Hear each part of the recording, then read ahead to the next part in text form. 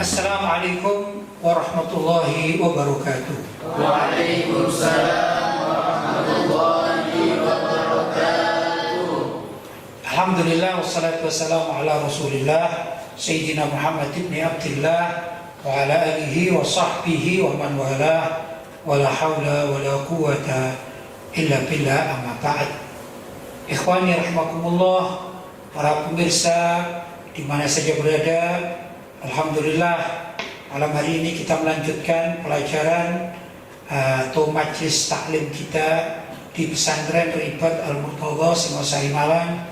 Mudah-mudahan kita bisa hadir dengan khusyuk dan juga mengambil manfaat. Mudah-mudahan dengan demikian Allah berkenan memberikan rahmat, hidayat, maghfirah dari Allah SWT. Terutama kita saat ini sedang berada pada bulan suci Ramadan, dan kita berada pada pertengahan kedua bulan suci Ramadan, yang menurut hadis Nabi Muhammad SAW, wa awsatuhu maghfirah, bahwasanya pertengahan bulan suci Ramadan itu adalah maghfirah, ampunan dari Allah. Untuk itu kita bermohon mudah-mudahan dengan segala apa yang kita laksanakan, mulai dari subuh kemarin kita sholat berjamaah, kemudian melaksanakan puasa wajib, itu puasa fardu, kemudian dilanjut tadi kita sholat taraweh berjamaah. Mudah-mudahan kita diberi pahala yang begitu besar, bahkan dilipat gandakan sampai 70 kali lipat.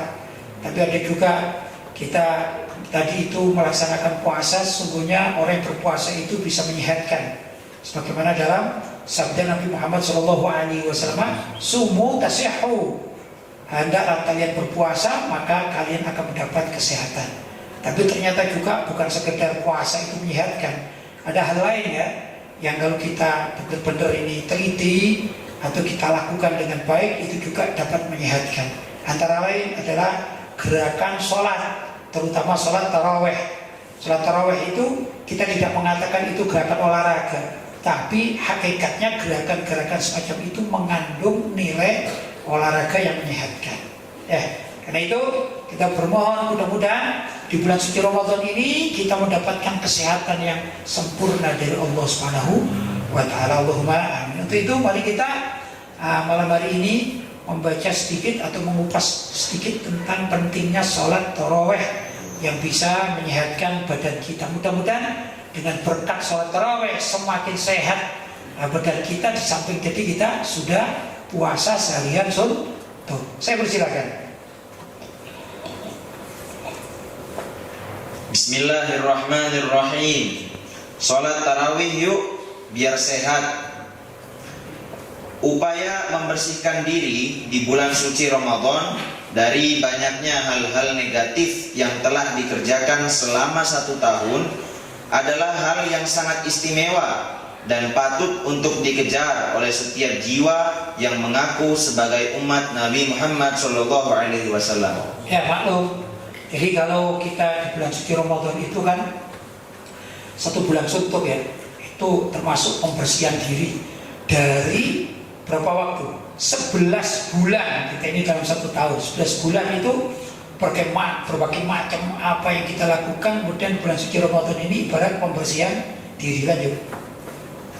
Di samping banyaknya janji pahala yang dipersiapkan oleh Allah bagi umat Islam yang merasa senang untuk menghidupkan ibadah di bulan suci Ramadan, tentu banyak pula pelajaran kemanusiaan yang dapat diambil dari amalan yang difardukan maupun disunahkan bagi umat Islam di bulan suci Ramadan. Ya, maksudnya amalan difardukan ya puasa. Itu yang kedua adalah sholat fardu 5 waktu ya. Tapi yang disunahkan banyak. Orang mau sedekah boleh, itu namanya disunahkan juga di bulan suci Ramadan. Orang mau i'tikaf juga di masjid-masjid atau tempat-tempat sholat ya. Ini juga termasuk amalan sunnah. Kemudian juga mengaji Al-Quran yang sering diperdengarkan oleh setiap jiwa, atau juga di malam hari ada tadarusan ya. Tadarusul Quran ini juga termasuk amalan sunnah. Termasuk juga sholat taraweh. Ini adalah amalan-amalan sunnah yang membawa berkah. Lanjut. Di samping sebagai ibadah wajib kepada Allah di bulan Ramadan, puasa pada hakikatnya juga adalah upaya pengistirahatan sejenak bagi anggota tubuh, khususnya pada alat pencernaan yang selama 1 tahun tidak pernah berhenti melayani kepentingan nafsu perut. Ya, namanya perut ini 1 tahun tidak ada berhentinya, pagi, siang, malam. Yang diperlukan aja kebanyakan orang mewajibkan diri sendiri makan itu 3 kali sehari.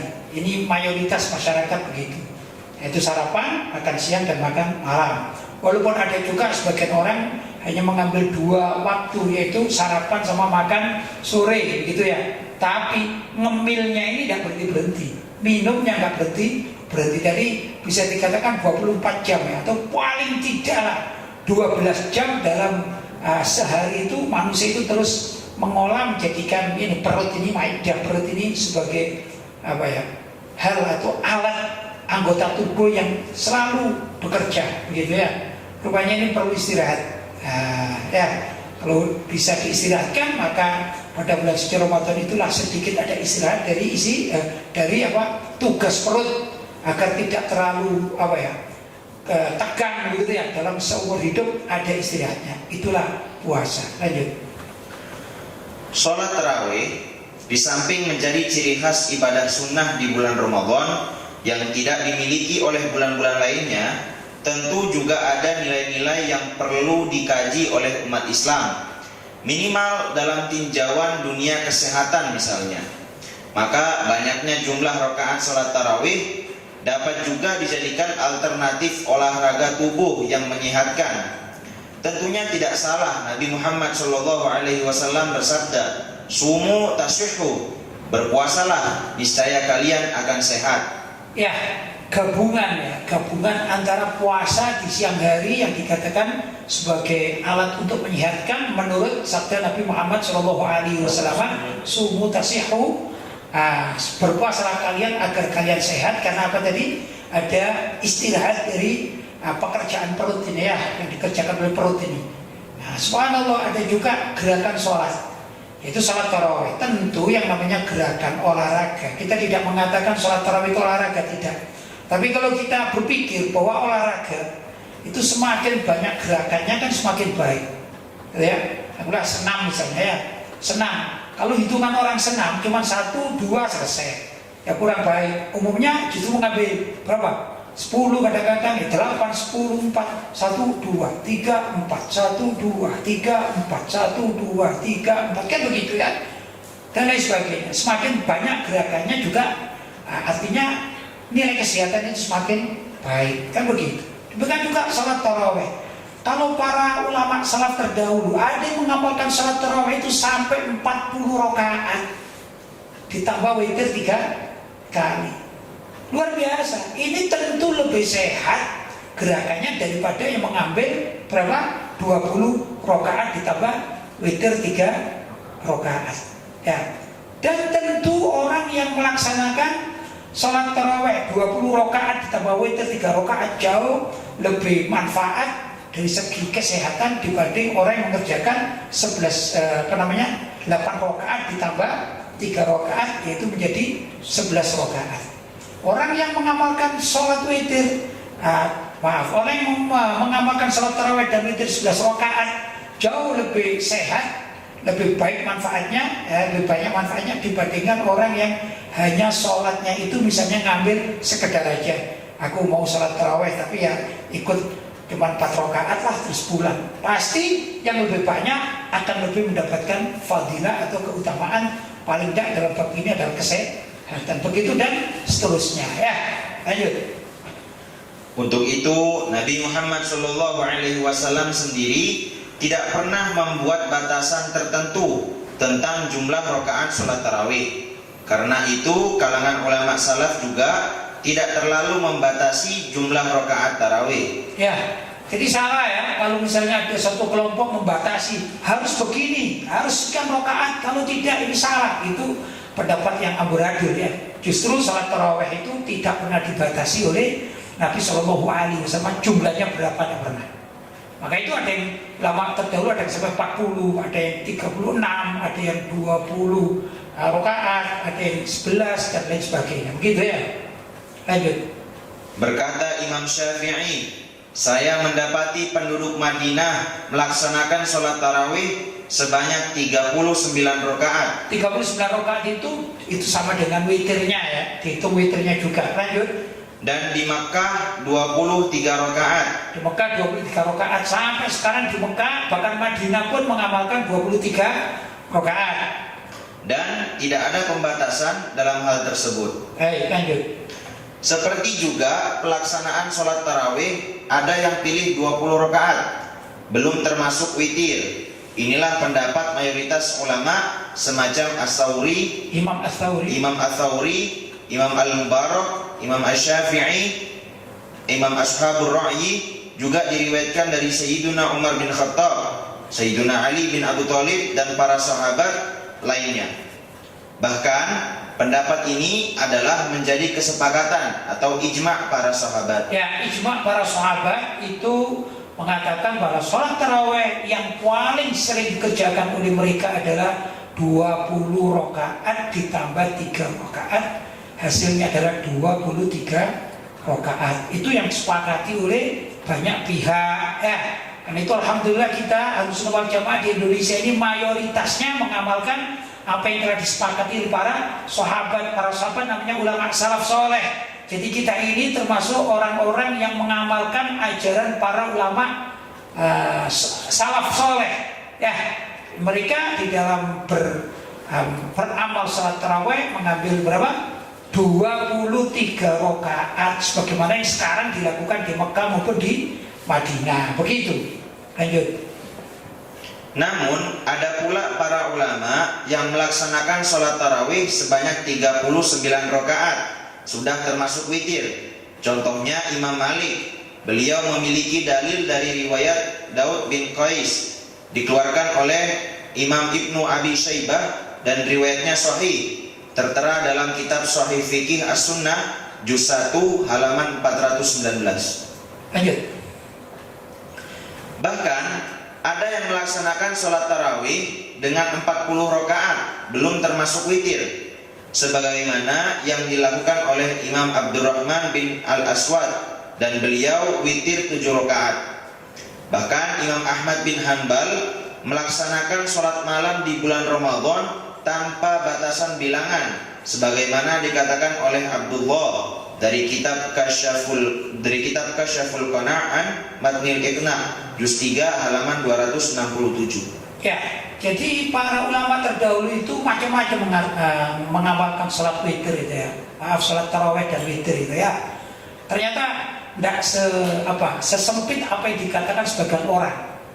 Dan tidak ada di kalangan para sahabat dikatakan, kamu kok sholatnya sampai 39 bid'ah, kamu gak ikuti sholat Nabi, kamu udah ikut sunnah ya, gak nyunnah. Tidak begitu. Siapa ya orang sekarang dibandingkan para sahabat itu, mana pengetahuan yang paling tepat? Itu pasti para sahabat jauh lebih mengerti tata cara berislam daripada orang-orang sekarang. Kalau ada orang yang mengatakan misalnya orang yang sholat berapa tarawih sama witir 23 rakaat dikatakan kamu kurang nyunnah. Ini orang yang tidak paham terhadap sejarah, orang yang tidak paham terhadap ilmu, ya kan? Orang awam itu perkataan orang awam, paham? Mereka hanya tahunya kelompoknya mengamalkan 11 rakaat dianggap paling nyunnah, paling sunnah sendiri, sedangkan yang lain tidak sunnah. Ini kuper sebenarnya ya, tidak mau baca sejarah bagaimana dulu para sahabat, para tabi'in, termasuk ulama-ulama salaf terdahulu, mereka ada mengatakan berapa? 40 rakaat, bahkan ada ditambah sholat witirnya berapa? 7 rakaat. Jadi 47 rakaat sampai demikian. Ya, bahkan Imam Ahmad bin Hanbal itu mengatakan tidak membatasi jumlah bilangan berapapun, asalkan 2 rakaat sampai capek, kemudian terakhir niat sholat witir, begitu ya. 3 rakaat maksudnya 2 rakaat ditambah 1 rakaat, begitu tanpa ada bilangan tertentu. Itu Imam Ahmad bin Hanbal. Lanjut. Sekalipun Sayyidatuna Aisyah radhiyallahu taala anha meriwayatkan bahwa Nabi Muhammad sallallahu alaihi wasallam melaksanakan sholat malam di bulan Ramadan itu 11 rakaat. Namun karena tidak ada pembatasan khusus dari Nabi Muhammad sallallahu alaihi wasallam, maka para sahabat, tabi'in dan para ulama pun berkreasi dalam menentukan jumlah rakaat yang mereka pilih. Hal ini mereka lakukan karena urusan sholat tarawih bukanlah perintah wajib, namun hanyalah urusan ibadah sunnah. Ya, sebenarnya sholat tarawih itu namanya bukan sholat tarawih, nggak ada namanya. Nabi Muhammad itu melaksanakan sholatul lail, sholat malam di bulan suci Ramadan. Jadi namanya saja bukan dari Nabi sholat tarawih. Dan Nabi tidak pernah membatasinya, tidak ada batasan. Cuma Nabi saat itu yang diketahui oleh Siti Aisyah mengamalkan sholat tarawih itu 11 rakaat, maksudnya di 2 rakaat, 2 rakaat, 2 rakaat, 2 rakaat, 2 rakaat, kemudian sholat witir 3 rakaat. Itu yang diketahui oleh sahabat Siti Aisyah. Tapi Nabi Muhammad tidak membatasi. Begitu, namanya tidak membatasi, hanya mengamalkan. Beda kalau sunnah itu sunnah qauliyah misalnya. Apa sunnah qauliyah? Sabda Nabi yang berupa ucapan. Sholatlah kalian misalnya ya, 11 rakaat, beda. Tapi kalau mengamalkan ini adalah fi'liyah, maka boleh dikembangkan karena nggak ada batasan. Karena itu para sahabat berani sampai 40 rakaat, ada yang berapa? 36 rakaat, ada yang tanpa bilangan, ada yang 20 rakaat. Berani, kenapa? Ya karena gak ada batasan dari Nabi Shallallahu Alaihi Wasallam. Contoh misalnya gini, misalnya ini ada amalia yang tidak ada batasan dari Nabi Shallallahu Alaihi Wasallam. Kita ini kan tahu kalau Nabi itu ahli sedekah. Dalam bersedekah Nabi tidak pernah membatasi. Misalnya membatasi begini, misalnya bersedekah kalian ya, bersedekahlah kalian dengan 1 kilo tamar atau tamar itu apa? Kurma, jangan lebih. Itu namanya pembatasan. Tapi Nabi Muhammad tidak pernah. Nabi Muhammad cuma memberikan tamar atau kurma kepada fuqara dan masakin. Dilihat dari para sahabat. Ya, nah itu kan fi'li Nabi, fi'lun Nabi, perilaku Nabi, amaliyah Nabi. Maka para sahabat pun berlomba-lomba untuk bersedekah kurma, tapi jumlahnya berbeda dengan jumlah yang dikeluarkan oleh Nabi. Nah kita pun begitu juga. Bahkan kita ini kadang-kadang kalau bukan bulan suci Ramadan, cari kurma di Indonesia kan agak sulit itu ya. Apakah kemudian harus dibatasi hanya kurma saja? Enggak kan? Kita sedekah uang, sedekah apa saja. Kalaupun kita sedekah uang, berapa sih nominalnya orang sedekah? Enggak ada hitungannya, karena enggak ada pembatasan. Seperti itulah yang dinamakan kreativitas di dalam mengamalkan urusan sunnah, ya, ibadah sunnah. Boleh pada boleh? Boleh. Kita misalnya mau berkreasi sedekah sebanyak 1 triliun, boleh pada boleh? Boleh. Kamu tanya hadisnya mana? Orang bersedekah 1 triliun? Ya nggak ada hadisnya. Oh nggak ada pembatasan loh. Begitu ya. Jadi salah besar kalau ada kelompok yang mengatakan jumlah yang kami pilih adalah jumlah yang paling sunnah, yang lain itu adalah bid'ah. Naudzubillah min dzalik. Ini karena kebodohannya aja ya. Dia tidak tahu bagaimana sejarah para sahabat, para tabi'in, tabi'in, ulama-ulama soleh terdahulu, ulama salaf terdahulu, bagaimana cara mengamalkan ibadah sholat tarawih, jumlahnya maksudnya. Lanjut. Pada akhirnya kreasi para sahabat, tabi'in dan para ulama salaf dalam pelaksanaan ibadah sholat tarawih ini mengerucut pada pelaksanaan sholat tarawih 23 rakaat. Hitungannya 20 rakaat sholat tarawih dan 3 rakaat sholat witir yang hingga saat ini tetap dilestarikan di Masjidil Haram Makkah dan Masjid Nabawi Madinah.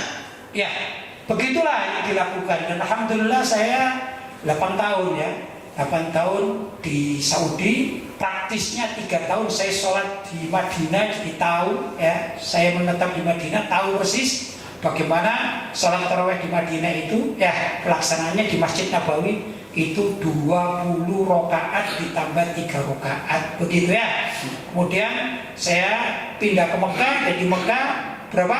5 tahun.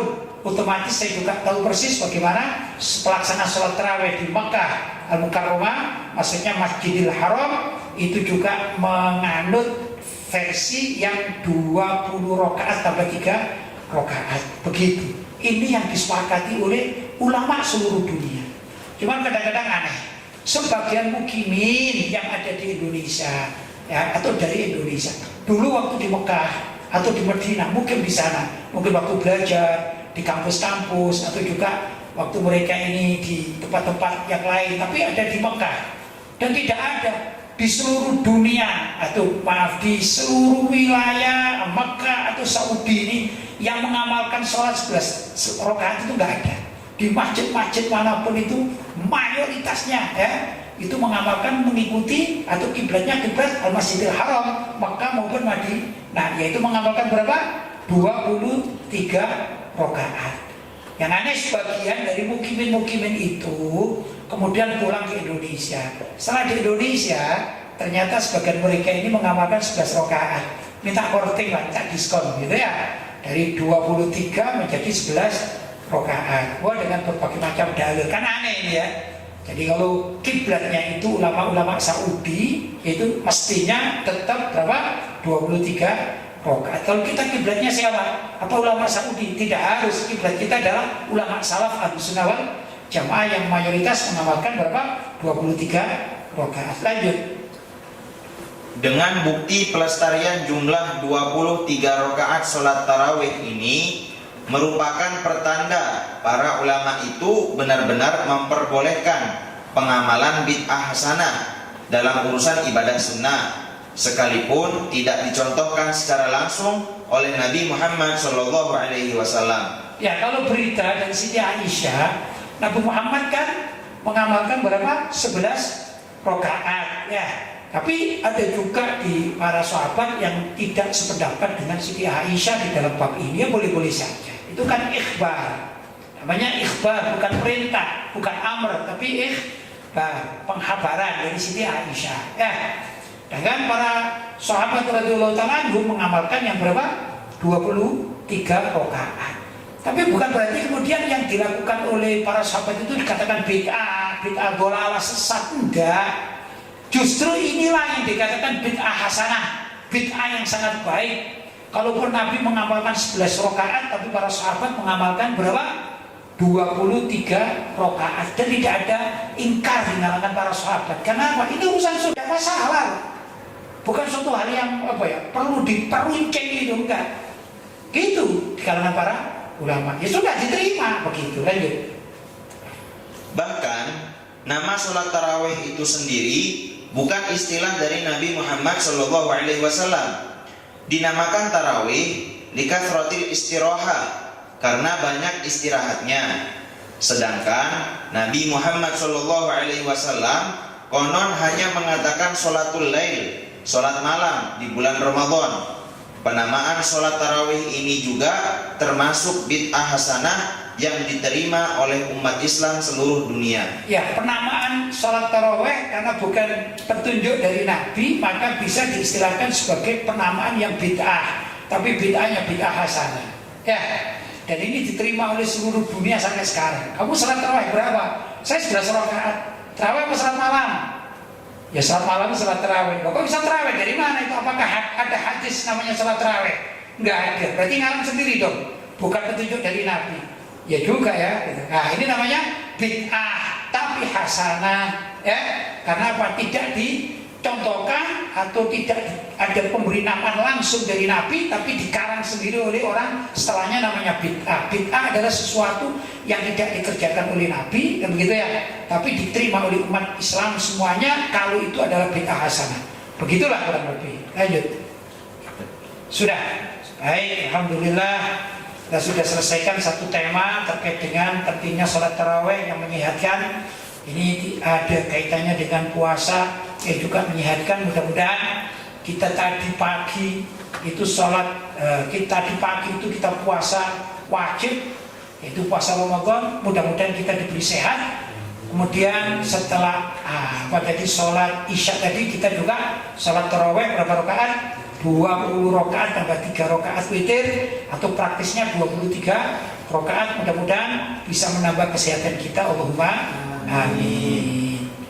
Nah, untuk berikutnya kita masuk pada sesi tanya jawab, silakan. Alhamdulillah Pak Kiai, pertanyaan sudah masuk kepada kami. Langsung saja saya bacakan pertanyaan yang pertama. Assalamualaikum warahmatullahi wabarakatuh. Waalaikumsalam warahmatullahi wabarakatuh. Pak Kiai, saya mau bertanya, bagaimana hukumnya menaburkan garam ke sekeliling rumah dengan tujuan terhindar dari gangguan jin? Karena istri saya baru saja melahirkan. Istrinya baru melahirkan, takut digoda jin gitu ya, kemudian menaburkan garam ya. Pertama begini, garam ya, kita harus tahu garam. Garam itu apa sih? Garam itu air laut yang digumpalkan gitu ya, menjadi menggumpal gitu ya, atau beku. Nah, maka jadilah itu namanya garam. Garam bermacam-macam. Nah, jenis-jenisnya juga bermacam-macam, tapi intinya itu adalah air laut. Kemudian apa fungsi garam? Fungsi garam itu banyak sekali. Fungsi garam untuk kesehatan juga luar biasa. Ya, jadi orang makan garam itu ada nilai kesehatannya. Disunahkan kalau kita makan gitu ya. Kalau zaman Nabi Muhammad SAW itu menyunahkan ada garam di atas piring gitu ya, piring kita atau di tempat lah itu.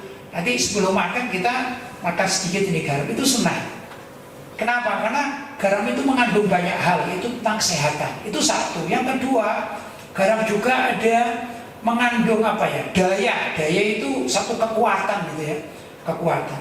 Orang dulu, tapi kita kalau secara logika itu ya, apa betul apa tidak perlu penelitian. Orang dulu itu pernah mengajarkan gini, kalau kita hidup di rumah itu dekat dengan sawah atau dengan ladang gitu, terus takut kita ini rumah kita dimasuki ular, maka hendaklah di pintu-pintu itu ditaburi garam. Insya Allah ular itu akan segan gitu. Kenapa? Ya tidak tahu, ini adalah nilai, ada nilai satu kekuatan ya. Tapi ini bukan mistis, bukan. Saya contohkan lagi begini. Kalau kita bicara tentang jin tadi ya, saya contohkan begini. Ada sesuatu yang nilainya bukan mistis. Ya, tapi tidak disukai oleh bangsa jin. Apa itu? Lampu. Lampu itu tidak disukai oleh bangsa jin. Bukan mistis. Jin itu lebih suka pada tempat yang gelap. Karena itu kalau kita mempunyai rumah, kebetulan rumah itu kosong, ya, jarang ditempati atau cuma kita singgahi beberapa saat, mungkin sebulan sekali. Jangan sampai tidak diberi lampu hidup. Perlu 24 jam ada lampu hidup.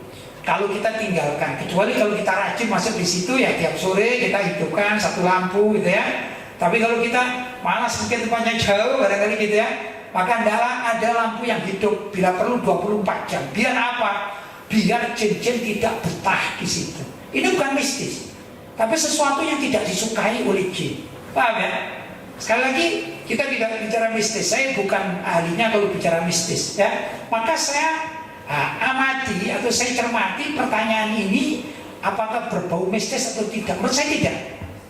Menurut saya tidak. Garam itu diyakini oleh sebagian ilmuwan mempunyai daya-daya yang dayanya itu juga tidak disukai oleh bangsa jin. Begitu. Contoh lagi misalnya begini, ada gula, ada semut, ya kan? Rasa itu bukan mistis. Nah, rasa itu ya luar biasa. Kalau kita naruh sesuatu yang manis di satu tempat, maka yang akan datang semut. Dan ini punya daya. Daya apa itu? Daya rasa manis itu mempunyai aroma. Itu maksud saya aroma itu ya. Yang aroma itu semut yang di situ nggak ada sebelumnya. Mungkin jauh sepojok sana. Tapi karena ada aroma gula, akhirnya dia akan mengumpul di sini. Namanya aroma. Ya. Garam itu tidak disukai oleh semut. Karena itu nggak ada semut datang pada garam. Kecuali semut nyasar namanya ya.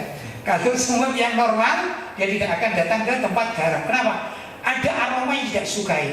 Demikian juga kita ya ikhwan, ada sekali itu namanya kapur ajaib. Ya, kapur ajaib itu tidak tahu bahannya dari apa. Kemudian kalau kita letakkan atau kita gariskan di suatu tempat, maka semut tidak suka karena aromanya menyengat. Paham ya? Jadi makhluk ini karena jin juga makhluk, semut juga makhluk, kan begitu ya. Ada batasan-batasan bagi mereka. Seperti manusia itu suka bau yang harum, tapi paling tidak suka bau yang yang busuk gitu ya. Kalau misalnya ini ruangan ini baunya busuk, sedangkan di sini harum. Kita kalau suruh berteduh pilih yang mana? Pilih yang harum. Begitulah kurang lebih. Jelas? Maka kalau kita maknai boleh apa tidak? Boleh katakan. Kalau tadi istrinya dalam keadaan hamil dia takut diganggu jin misalnya ya, boleh dia taburi garam di sekitar mana yang diperlukan atau diyakini bahwa itu tempatnya lalu lalang jin, boleh jadinya. Karena apa? Diharap jin itu tidak suka dengan garam yang ditaburkan tersebut. Ini bukan mistis, dan ini pekerjaan bukan pawang ya, bukan pawang hujan itu, bukan ya. Kalau pawang itu mistis, kalau ini bukan. Menaburkan garam itu karena garam termasuk zat yang tidak disukai oleh jin, itu masalahnya, paham ya? Jadi hukumnya menjadi boleh, kecuali yang tidak boleh. Dia justru meyakini dengan adanya penaburan garam, maka saya akan mampu mendatangkan jin dan aku akan minta bantuan agar janinku dijaga oleh jin. Nah ini justru tambah nggak boleh ya. Bisa-bisa minta bantuan jin, bisa syirik. Dari kalau tadi justru mengusir jin, maunya begitu. Boleh mana boleh? Boleh. Menurut saya begitu. Paham? Lanjut pertanyaan yang kedua Pak Kiai. Baik. Assalamualaikum warahmatullahi wabarakatuh. Waalaikumsalam warahmatullahi wabarakatuh. Pak Kiai, saya mau bertanya. Ada orang wakaf ke masjid 1 set alat sholawatan. Bagaimana hukumnya? Ini sholawatan maksudnya orang kita terbang itu hadro ya, alat hadro ya. Terbang kata kita orang Jawa Timur bilang terbang ya. Baik. Bagaimana hukumnya jika alat tersebut digunakan di luar masjid untuk kegiatan masyarakat Hari Besar Islam atau ada hajatan warga sekitar? Matur nuwun Pak Kiai. Wassalamualaikum warahmatullahi wabarakatuh. Waalaikumsalam warahmatullahi wabarakatuh. Pertama kita harus tahu masjid. Masjid itu apa sih? Masjid itu dikatakan sebagai rumah Allah, yaitu yang memiliki Allah. Nggak ada manusia satupun yang memiliki masjid, nggak ada. Kalau namanya masjid, ya kan? Kalau itu dinamakan masjid berarti rumah Allah, begitu ya. Kalau namanya musola itu ada musola pribadi, seperti kita punya tempat kita namakan musola, itu bukan. Tapi namanya masjid sudah diikrar masjid berarti menjadi rumah Allah. Pengurus masjid tidak memiliki hak apapun terhadap masjid itu, pengurus masjid, takmir masjid. Pengurus masjid hanya boleh mengatur kemaslahatan yang ada di masjid itu, yaitu untuk kepentingan jamaah yang sholat di masjid tersebut. Itu utamanya kita pahami. Yang kedua, masalah wakaf. Wakaf itu tidak boleh dipergunakan kecuali kepada ikrar wakaf. Kalau ikrar wakaf itu diberikan kepada masjid, maka hanya masjid itu yang boleh memanfaatkannya, yaitu jamaah yang ada di masjid. Jadi intinya gendang atau tempat alat hadro yang sudah diserahkan kepada masjid sebagai wakaf masjid, maka hanya boleh dipergunakan di dalam masjid atau acara-acara yang dikemas oleh masjid. Kalau Pak RT di situ misalnya mau pinjam nggak boleh. Dan kalau misalnya takmir masjid itu meloloskan peminjaman dosa, dia tidak punya hak. Paham? Jadi yang diperbolehkan ya acara di dalam masjid atau di lingkup masjid. Begitu misalnya remaja masjid mengadakan pengajian. Remaja masjid, namanya remaja masjid. Ketakmirannya juga di situ ya, menjadi panitia semua. Cuman karena lingkungan masjid nggak cukup tempatnya. Terus di sebelah sana itu ada alun-alun atau lapangan. Ya, tapi ini semua adalah kegiatan masjid. Sudah? dan semua orang tahu bahwa ini adalah kegiatan masjid, cuman karena ini daya tarik pembicaranya luar biasa sehingga diperkirakan membludak, maka jamaah ini dipindah ke satu tempat yang lebih luas. Tapi tetap ibarat ditulis ini takmir masjid yang mengadakan, takmir masjid jamek, jelas-jelas ya mengadakan ini, maka boleh masih.